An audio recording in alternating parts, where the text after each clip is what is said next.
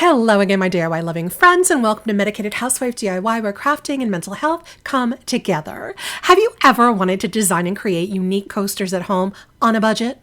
Well, you're in luck, because in today's DIY video, exciting Dollar Tree Jenga block coasters transform your home on a budget. We're going to do just that. We're using Dollar Tree Tumbling Tower Blocks and other low-cost supplies to make affordable, easy, and fun wood coasters for your home that look high-end but are super budget-friendly. Perfect to spruce up your home decor or for gifting to those you love. So what are you waiting for? Let's go DIY together. For this DIY, we're using a total of 101 tumbling tower blocks from Dollar Tree for this entire project. I'm also using this thin black pinstripe tape. It's like masking or painter's tape.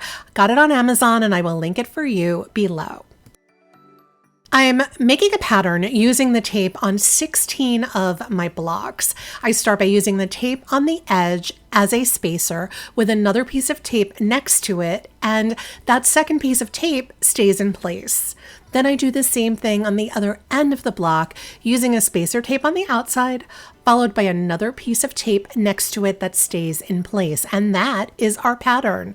Now, this tape is not super sticky, so I will be using a little glue later on to keep the ends of the tape in place.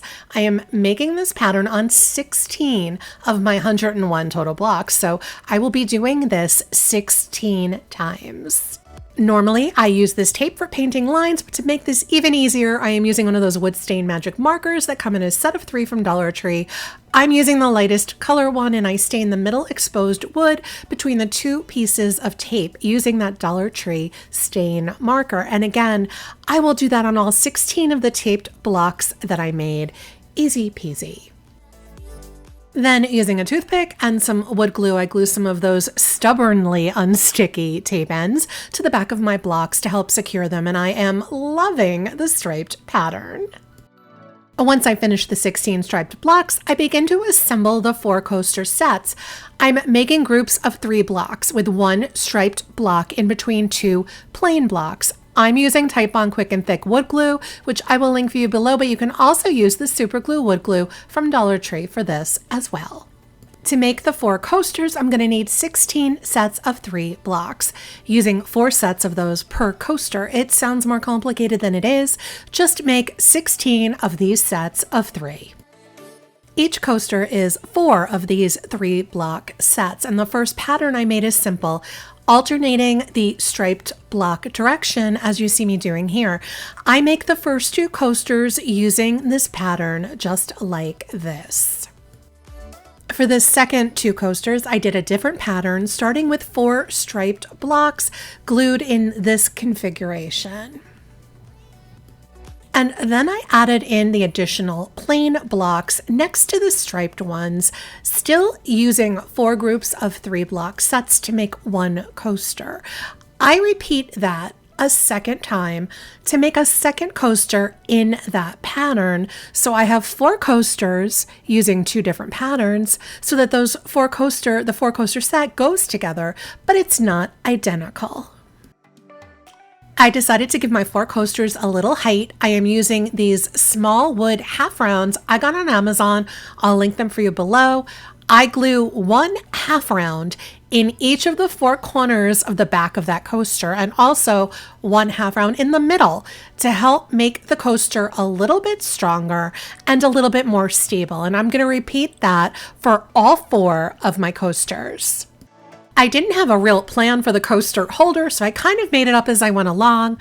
I start by gluing together 2 sets of 7 blocks that are glued side to side, and then 2 sets of 2 blocks that are also glued side to side. Next, I take my 2 block sets and glue them in between the 2 sets of 7 blocks, and this will be the bottom of the coaster holder. I take 2 more blocks and glue them side to side and then attach them standing up over the 2 blocks on the bottom of the holder, as you see right here. I begin building the back wall of the holder with 1 block on either side of the 2 blocks that are standing up, followed by 2 blocks to form the side wall of the holder, and 1 single block to start that front wall of the holder. I'm going to repeat that on the other side. I continue building up the walls of the coaster holder one block at a time, leaving that small space in the middle front of the coaster holder. I'm going to leave that part open to make removing the coasters easier. Once my walls are 3 blocks high all around, I place the coasters in there to check the height. I realize I need the holder a little higher, so I start by making 4 corner pieces that are just 2 blocks in an L shape. And I know they are a little hard to see on camera, so sorry about that, but I made 4 L's, and then I add 1 block in between the 2 L's for the back of that coaster holder, and I glue that to the top of the back wall, and I'm going to place it just a little staggered on the outside of the wall, as you can see me doing right here. It juts out a little bit. And then I place my 2 remaining L-shaped corners on top of the front corners of the 2 walls, also a little staggered to the outside of the wall beneath it. And for those keeping track at home, I used 53 blocks for the coaster holder plus 48 blocks for the actual coasters, for a total of 101 blocks used.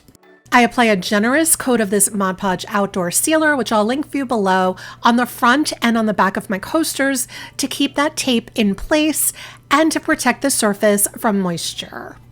And to protect the bottom of my coaster holder, I'm using these self-adhesive felt rounds from Dollar Tree, which are never actually self-adhesive, for me at least.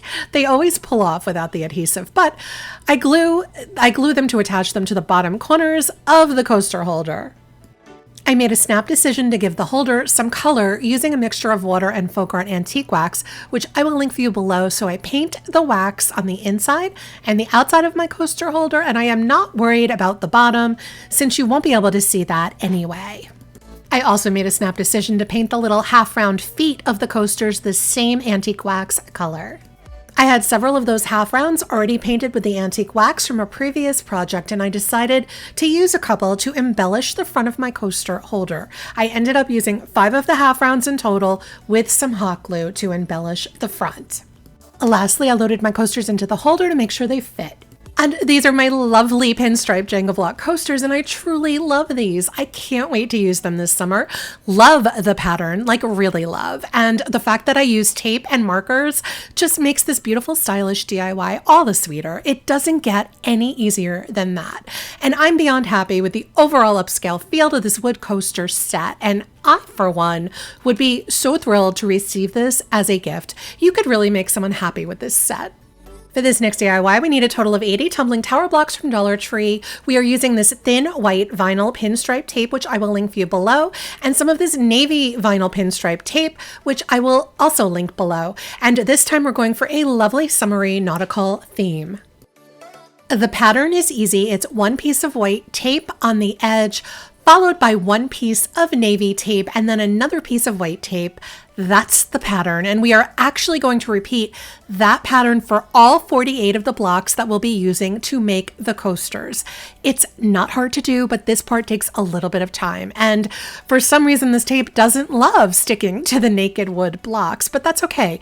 We will be sealing everything to keep it all in place. So now I have my 48 pinstripe blocks, and I'm going to glue them into 16 groups of 3 with all the striped sides going in the same direction. Hopefully that makes sense to you.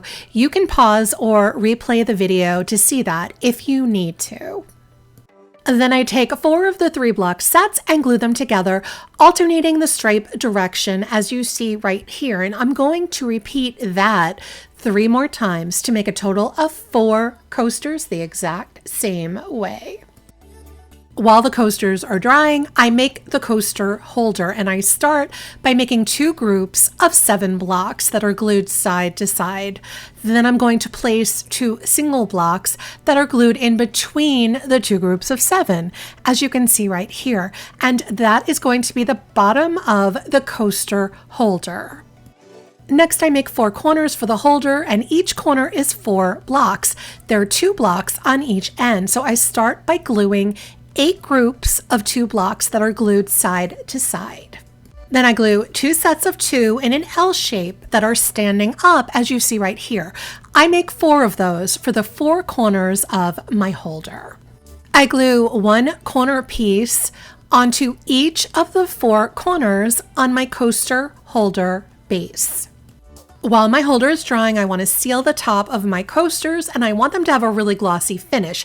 So I'm using this Minwax polyacrylic clear gloss, which I will link for you below, on the tops and the sides of all 4 coasters. And I need to give that at least 3 hours to fully dry. I had wanted the holder to be a glossy white, but I had no gloss white paint, so I'm using some folk art white chalk paint instead, which I will link for you below, and I'm hoping that the polyacrylic can give that a little shine as well afterwards. I paint the whole holder inside and out, and I give it 2 coats. I also had a couple more of those small wood half rounds, which I placed on a piece of packing tape, and yes, they look like button candy, I know, and I'm giving those a base coat of the white chalk paint before I paint them another color. I'm using this Apple Barrel English Navy, which I will link for you below, to match my navy pinstripe tape, and I use that to paint the wood half rounds to use as accent pieces. Once the paint dries, I seal both the coaster holder and the half rounds using the clear glossy polyacrylic in the hopes that it will give both pieces a little more glossy shine, and I give both some time to fully dry. Meanwhile, to cover up the messy bottoms of my coasters, I cut some squares of this self-adhesive cork from Dollar Tree to fit the bottoms of my coasters, and the adhesive on this does work, so no additional glue is needed to make them stick and to give the coaster bottoms a finished look. I ended up only using 4 of those half rounds, and I used some hot glue to glue 1 half round on the 4 top corners of my coaster holder as an embellishment. Then I stack the coasters inside to make sure they fit. And these are my beautiful nautical themed navy and white Jenga block coasters and holder. I'm loving the navy and white stripes and just the fresh, clean look of these crisp coasters. They definitely scream summer to me, and I plan on using them for entertaining outside all summer long. A simple, not at all messy DIY that anyone can do that is sure to impress your guests this summer and also makes a great gift. And you know the drill. I want to know what you think. Let me know in the comments which one of these Dollar Tree Tumbling Tower Block coaster sets was your favorite and why. You know I love hearing from all of you. And if you enjoy these crafting adventures we share together, please give this video a thumbs up and hit that subscribe button if you haven't already. Your support means everything to me. I can't thank you enough for watching. Until next time, I'm Sarah, the Medicated Housewife, reminding you that together we're making the world a more beautiful place, one DIY at a time.